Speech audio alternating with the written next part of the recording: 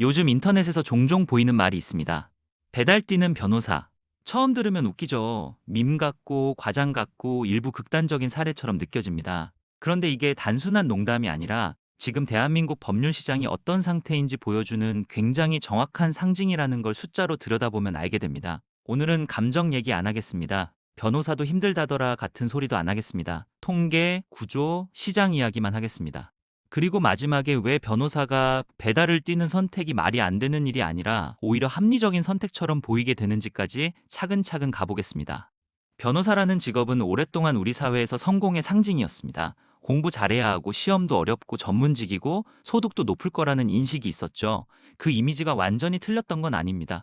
문제는 그 이미지가 만들어진 시점의 시장과 지금의 시장이 완전히 다른 세계가 되어버렸다는 겁니다. 먼저 숫자부터 보겠습니다. 대한민국에서 변호사가 되는 경로는 지금은 사실상 하나입니다. 로스쿨 졸업 후 변호사 시험 합격. 이 변호사 시험 합격자는 최근 몇 년간 거의 변하지 않고 매년 1,700명대입니다. 한 해만 그런 게 아닙니다. 2년, 3년, 4년 계속 그 숫자가 유지됩니다. 이 말은 무슨 뜻이냐면 법률 시장에 매년 중형기업 하나 규모의 전문직 인력이 꾸준히 쏟아지고 있다는 뜻입니다. 중요한 건 쏟아지는 속도입니다. 시장에 새로운 변호사가 들어오는 속도와 사람들이 법률 서비스를 더 많이 쓰게 되는 속도가 전혀 맞지 않습니다. 법률 수요는 갑자기 2배, 3배로 늘지 않습니다. 인구도 늘지 않고 소송이 폭발적으로 증가하지도 않습니다. 그런데 공급만 매년 거의 자동으로 늘어납니다. 이 구조에서 어떤 일이 벌어질까요?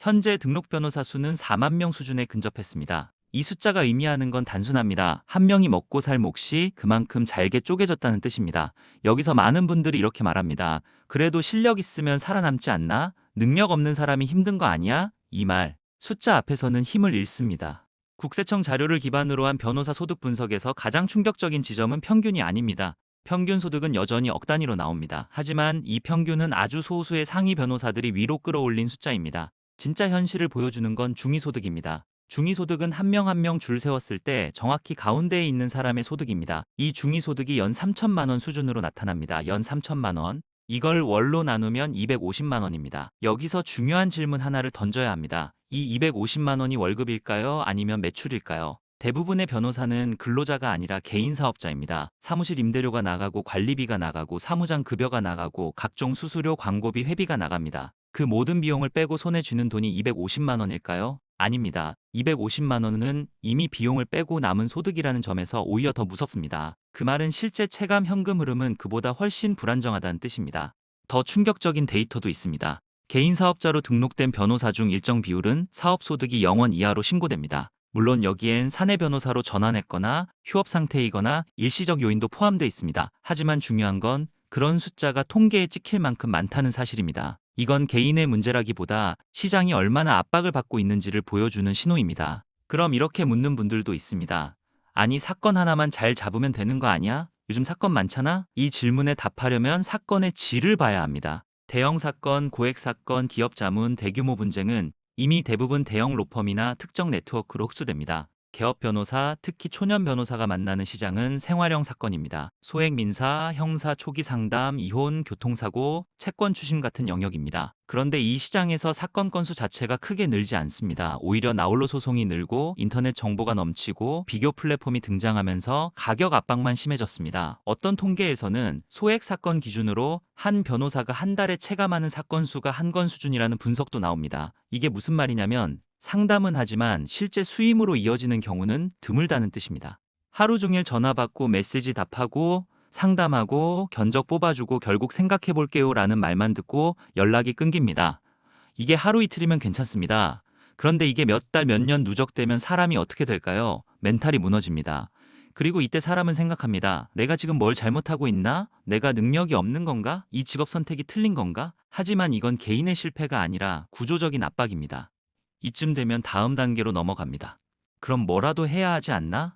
사무실 월세는 나가고 생활비는 필요하고 당장 통장 잔고는 줄어드는데 사건은 안 들어옵니다. 이때 선택지는 많지 않습니다. 강의 자리는 없습니다. 연구 생활비가 안 나옵니다. 아르바이트 시간 대비 효율이 문제입니다. 이때 눈에 들어오는 게 플랫폼 노동입니다. 그 중에서도 배달입니다. 왜 하필 배달일까요? 오늘 나가서 뛰면 오늘 돈이 들어옵니다. 누군가 선택해줘야 하는 것도 아니고 실력 평가를 기다릴 필요도 없습니다. 시간을 쓰면 그만큼 숫자로 바로 보입니다. 이게 법률 시장과 정반대의 구조입니다. 법률 시장은 노력과 결과 사이의 간격이 너무 깁니다. 배달은 노력과 결과가 즉시 연결됩니다. 그래서 배달 뛰는 변호사는 웃긴 얘기가 아니라 합리적인 선택으로 보이기 시작합니다. 여기서 중요한 오해 하나를 짚고 가야 합니다. 이건 변호사가 배달보다 못 벌어서 문제가 아닙니다. 문제는 불확실성입니다. 배달을 하면 최소한 이번 달 얼마를 벌 수 있을지 대충이라도 계산이 됩니다. 하지만 많은 변호사들에게 다음 달 수입은 계산이 안 됩니다. 사건 하나에 인생이 좌우됩니다. 이 구조에서 사람은 점점 전문직이라는 자부심보다 현금 흐름을 선택하게 됩니다. 이쯤에서 다시 처음 질문으로 돌아갑니다. 왜 변호사들이 이렇게 힘들어졌을까? 답은 단순합니다. 변호사가 못나져서가 아닙니다. 공부를 덜 해서도 아닙니다. 노력을 안 해서도 아닙니다. 시장에 들어오는 속도는 빠른데 시장은 그 속도를 전혀 감당하지 못하고 있기 때문입니다. 그리고 이 구조는 단기간에 바뀌지 않습니다. 로스쿨 정원은 쉽게 줄지 않고 변호사 시험 합격자 수도 갑자기 반토막 나지 않습니다. 그 사이에서 사람들은 각자 살아남기 위한 선택을 합니다. 누군가는 버티고, 누군가는 접고, 누군가는 업을 바꾸고, 누군가는 배달을 띱니다. 배달 뛰는 변호사. 이 말이 웃긴 밈으로 끝날지 아니면 우리 사회노동시장의 경고음이 될지는 아직 모릅니다. 다만 한 가지는 분명합니다. 지금 이 순간에도 어딘가에서는 법전을 덮고 헬멧을 쓰는 사람이 실제로 존재합니다. 그게 이 이야기의 진짜 현실입니다. 여러분들 생각은 어떤가요?